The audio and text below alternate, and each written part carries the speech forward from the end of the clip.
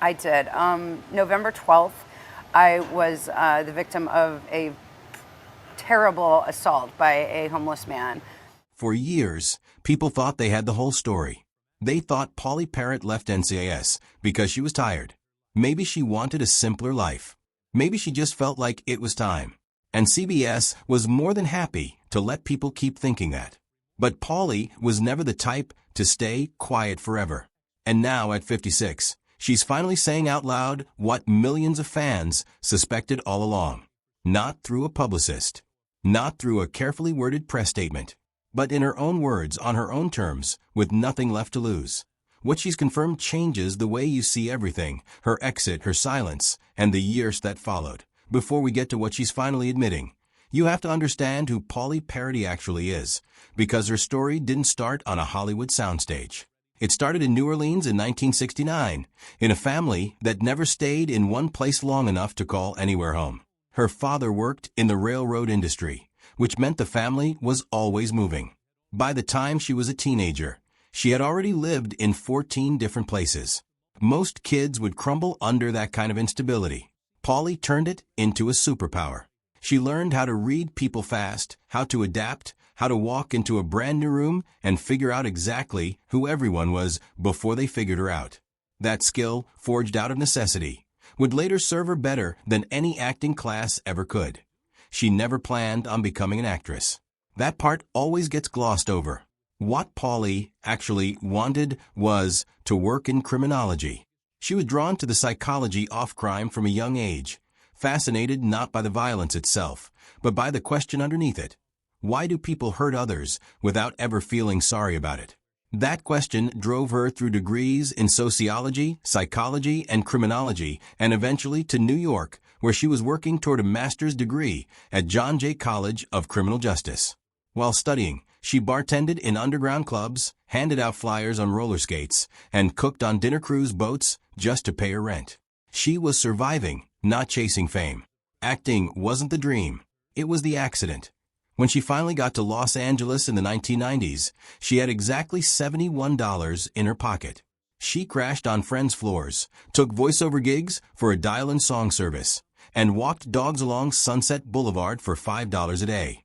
One of those dogs, a pit bull she found on Th Street, became her beloved Cece. That dog meant more to her than most people meet in Hollywood. And that tells you everything about who she is. Her first real television break came not from networking or auditions, but from overhearing a conversation in a coffee shop about a casting call for The Drew Carey Show. She got the role, then Frasier, then Murder One, each small part leading somewhere bigger, even when she didn't know it yet. Then came 2003, and the audition that would define the next 15 years of her life. She walked in wearing baggy jeans, sneakers, and a plain white shirt. No preparation for a gothic forensic scientist. No strategy. Just Pauley being Pauley. And the moment she walked in, creator Don Bellisario reportedly turned to the room and said, "That's her." Her friend Kevin Lawson later said she didn't even have to try. The caffeinated energy, the warmth, the way she talked fast and hugged people immediately. That wasn't a performance. Abby Sciuto wasn't a character Pauley played. Abby was just Pauley with pigtails and a lab coat. And audiences felt that difference. They knew it was real, and they loved her for it. For 15 seasons, Pauley showed up to every single episode. No other cast member could say that. She worked with real forensic scientists to make Abby's science feel authentic, studying DNA analysis, ballistics, and lab protocols, until she actually understood what the words meant rather than just memorizing them. She suffered from severe claustrophobia, but never once asked for a body double on the tight morgue sets that in 2011. Guinness World Records named her the most popular television crime drama actress, a title measured not just by ratings, but by something called the Q-score, how much viewers personally liked her, not the character. She beat out every actress from CSI and Law and Order combined. At its peak, NCIS was pulling in over 20 million viewers an episode, and a significant portion of them were tuning in specifically for her. But something was happening behind the scenes that the audience never saw. In October 2016, a dog bite changed everything. Mark Harmon had brought his rescue pit bull, Dave, to set. The dog attacked a crew member so severely that the person needed 15 stitches and production shut down for 2 hours. It wasn't a minor incident. It was serious enough that Harmon's own attorney had reportedly warned him about the risks of bringing the dog back. But Dave returned anyway. And that is when Pauley drew her line. She demanded CBS ensure the dog would never come near the set again. When the network failed to act decisively, she had a clause written directly into her season 15 contract. From that point forward, she and Harmon would never share the same scene. Their footage had to be shot on different days with separate crews. Editors worked to stitch together episodes that gave the illusion of two people existing in the same world when they weren't even in the same building. Production costs went up. The schedule became a logistical puzzle.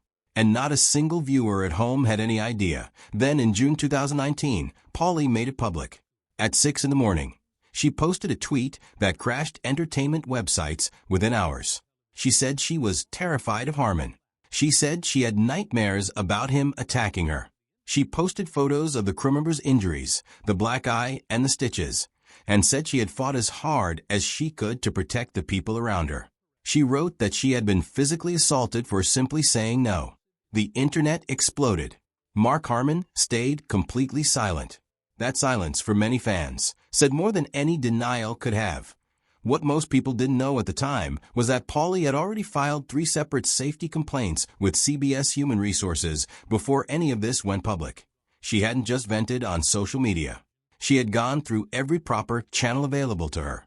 And CBS had multiple opportunities to take meaningful action. They didn't move fast enough. So she hired a private investigator. That investigator documented safety violations on the NCIS set, and Pauley used that documented evidence to press CBS into a private settlement. Multiple sources reported that CBS paid her somewhere between $5 and $9 million. The deal came with a strict non-disclosure agreement intended to bury everything permanently. Around the same time, CBS was also paying $9.5 million to Eliza Dushku over harassment on a separate production. The pattern was becoming difficult to ignore. Now here's what Pauley has finally confirmed, the part that the NDA tried to lock away forever. In interviews and on social media in 2024, speaking to Hello Magazine and directly to her fans, she confirmed that she never left NCIS by choice in the way the official story suggested. She confirmed that the workplace had become somewhere she genuinely feared going. She confirmed that she needed therapy just to process what she experienced on that set. And perhaps most powerfully, she confirmed that going back toting would mean returning to a version of herself that no longer exists. She told Hello Magazine directly that she is a different person now, and that she wants to be present for her life, all of it, the good and the painful, without hiding behind a character. She said she has a deep need for authenticity in everything, and that acting, especially during certain periods of her life, was an escape she no longer needs or wants. That confirmation matters more than it might seem on the surface. Because for years, the industry told a cleaner story. She wanted a quieter life. She was ready to move on. Everything was resolved to everyone's satisfaction. That was CBS's exact phrasing. But Pauley's own words paint a different picture. A woman who filed 3 HR complaints, hired a private investigator, negotiated a multi-million-dollar settlement, and then went on to say publicly that she has nightmares about her co-star is not someone who simply wanted a quieter life. She is someone who escaped a situation and is only now, years later, safe enough to say so clearly. The years since have not been easy either, and she's been honest about that too. In September 2021, she suffered a massive stroke that her doctor did not expect her to survive past that afternoon. For 36 hours, she couldn't speak at all. When her voice came back, her first words were characteristically Pauley. Dude, seriously? She spent months in speech and motor therapy. What saved her life, she says, was her rescued dog Rosie, who kept pawing at her and waking her up just in time for her to call for help. The woman who had spent years rescuing animals was rescued by one. She has spoken about that moment as something close to spiritual, a bond that went far past companionship and into something she can't fully explain with ordinary words. The stroke deepened her commitment to the life she had already chosen. She began visiting a Benedictine monastery in Big Sur twice a year, sitting in silence with monks who didn't try to convert her, but taught her how to slow down and listen. She found a daily prayer that felt honest to her. Thank you for everything and forgive me for everything. She started producing documentaries that mattered to her, including Studio One Forever, which tells the history of America's first gay disco, and premiered at the 2023 Outfest LA Film Festival to genuine celebration. She has continued supporting animal rescues, veteran service dog programs, and the Innocence Project, an organization that fights toll-free the wrongfully convicted. Her will, which became public through a probate filing, reportedly leaves her entire estate of over $22 million to animal shelters and the Innocence Project. Not a single dollar to family. Not 1 cent to the industry that made her famous. She has turned down offers from The Good Doctor and Law and Order SVU, roles that would have paid her between $100,000 and $300,000 each. She keeps saying no, not because she's bitter, but because she means it when she says she's done. In October 2024, she was photographed at a screening of Studio One Forever looking relaxed and genuinely happy, her rescue dogs waiting at home, her garden growing, her life finally quiet in the way she actually wanted it, not the way CBS's press release described it. AT56, Pauley Perrette has confirmed what the rumors always pointed toward, that the smile on screen was real, but the situation behind it wasn't always safe. That she fought harder than anyone knew to protect the people around her. That she paid a price for saying no, and then paid a lawyer to make CBS acknowledge it. And that the life she's living now, with no cameras, no contracts, and no co-star she fears, is the most honest thing she's ever done. She said it herself. She wants to be herself 100% of the time. Not a character, not a product, just Pauley. And after everything she went through to get there, you have to respect that.